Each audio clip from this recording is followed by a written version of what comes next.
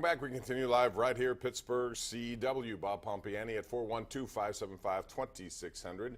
Lots of tweets coming in. I want to read some of those to you, including Meredith Leonard, who says, sad to hear of Frank Robinson's passing, the only player to win the MLB MVP in both leagues. Yes, Meredith, what a great legacy he leaves behind. Not just that, but 13 All-Star games, I believe it was, a Triple Crown winner, and the first African-American manager in baseball. And Frank Robinson always was one of the nice guys to talk to, and he passes away today at the age of 83. So rest in peace, and condolences to that family, certainly.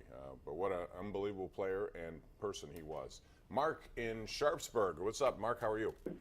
Hey, Bob. How you doing? Fine, I just wonder why they didn't pick up on Brian Boyle. Yeah, he got a guy, big guy. Big guy. Goes to a good team in Nashville, and I think he could have helped us. Yeah, for a second-round pick. You know, the Penguins have not been shy about giving away draft picks, although they're giving away a lot of them. Maybe they don't have as many left as they would like to deal with. But Brian Boyle, coming back from cancer, what he did with the Devils, and he had 11 goals or more this year. He scored one in Pittsburgh earlier this year. I would have liked that acquisition, absolutely. But he goes to Nashville. Nashville's a team in the Western Conference to watch out for, no doubt. All right, let's go out to line 2. That's Sam in Altoona. Sam, welcome. How are you? Fine. How are you, Bob? Good. You're doing a good job. Thanks. Hey, Bob, I have 3-4 questions for you. Okay. About the coach Tomlin. I heard about Dan Marino. He'd be interested to coach for Pittsburgh. I think Dan is very smart. I wish you consider that. I wish you can say something about him. I think Dan's got a lot of stuff going down in South Florida, including he's part of the the committee that's bringing a Super Bowl to South Beach next year. Plus, he's involved with the Dolphins, so that's not going to happen.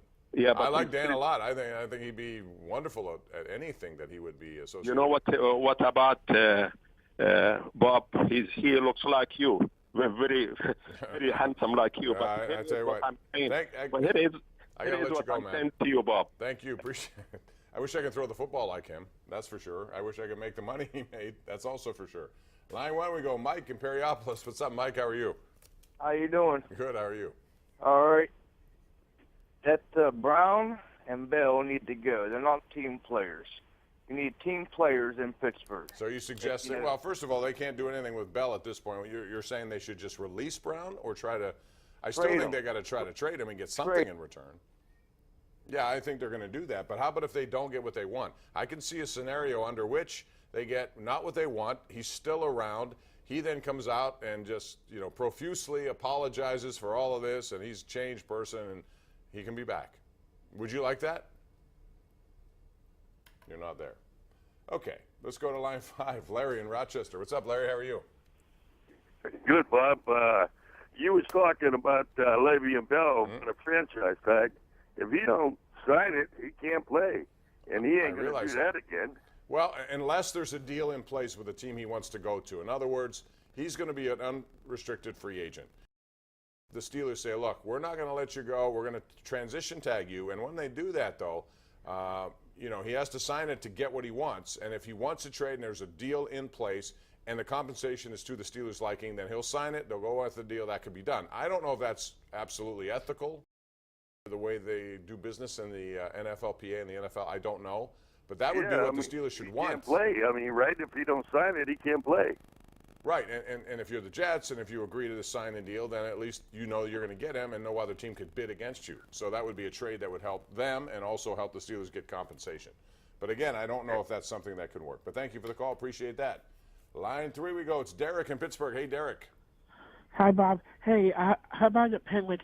They can't win a game. They can't put the puck in the net.